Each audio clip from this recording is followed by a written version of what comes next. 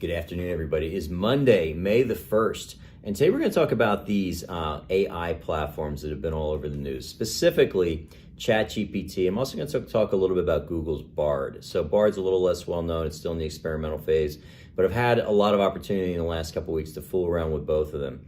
And here, I just want to share some thoughts with you in terms of what I've seen. First, relative to, say, Google or a search engine, these are very, very different programs. So a search engine, for example, you type into Google a specific topic, their bots crawl through the system, they look for what they view as being relative web links, and then show you that information. And at that point, you read through the data and you can determine with yourself whether it's relevant or not.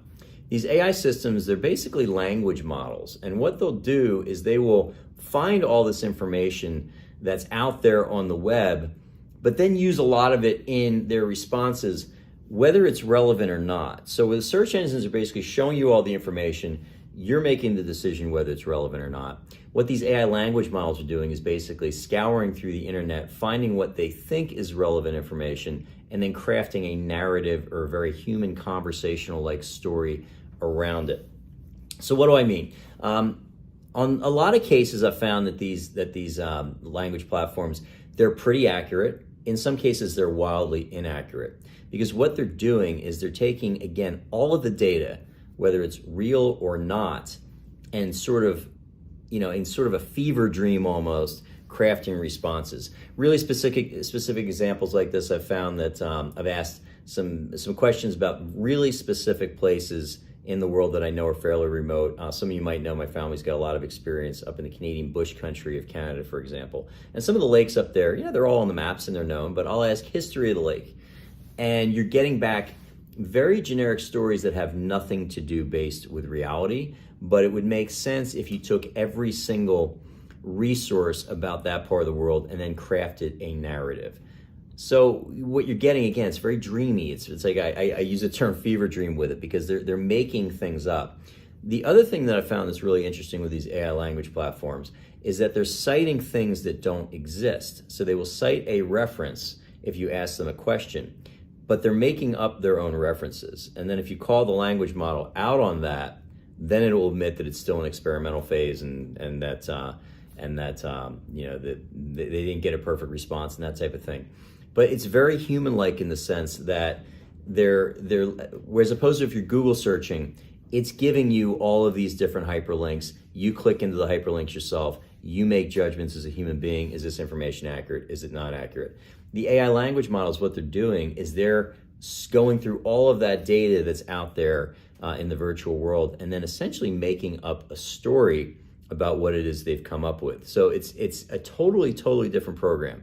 Where I think the applications are useful, if you need help, perhaps maybe just crafting or structuring an idea, pretty helpful. If you said to yourself, for example, hey, I'd like to do a podcast today, I'm going to be interviewing the COO of the company that does this specifically. What are 10 great questions to ask? And it'll kind of run through and it'll give you some pretty good stuff with that. But if you want really specific information, sometimes the information you have is accurate. Many times it's really not. And where it's not accurate, it's really not accurate. There's also definitely some weird stuff that I've experienced in fooling around with these AI systems over the last couple of weeks. Well, on one of these systems, and I won't mention which one specifically because I don't know if I'm violating any kind of trademarks or whatever, but I had the AI bot basically come back and tell me its name, tell me its age, tell me all about its family. When I asked how much it weighed, it was a female name that it gave me. It told me it was wildly inappropriate.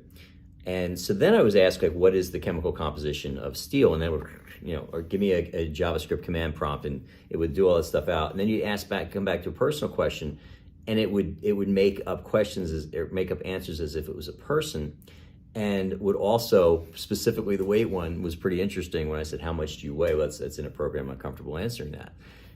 That was really kind of weird, to the point where I even had Andy and Kayla, who work here in my office on my team, come in and say, you kind of need to see this. Now, the next time you logged in, it's that kind of filter's gone. So there's definitely some weird stuff happening in the machine. So what are these things? It's interesting to find out how it aggregates data around specific issues. It can give you a framework around some very specific issues. The framework in many cases is accurate. It can also be wildly inaccurate. I keep coming back to this term fever dream. It's almost as if these models, they can go out there and you're getting a prompt from you, and they can go out there and scour the entire web and take all of the data that's on the web. And as we all know, some of it's accurate, some of it's not. Human beings, through those links, can make the determination which is good and which is not. The AI really can't do that.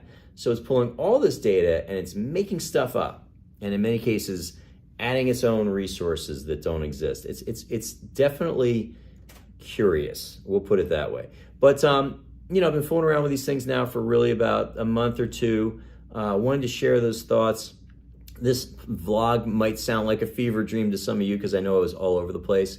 But it's interesting technology. It is for sure not perfected yet by any means. And I don't know that anybody really knows what these language models are actually doing in terms of how they're coming up with things. What I think they're doing, again, they're aggregating all the data on the web. They know conversation. They know human dialogue. They're taking all this aggregate information, good and bad. They're wrapping it up in human dialogue and delivering it back to you. But it's definitely transformative technology. There's no question about that.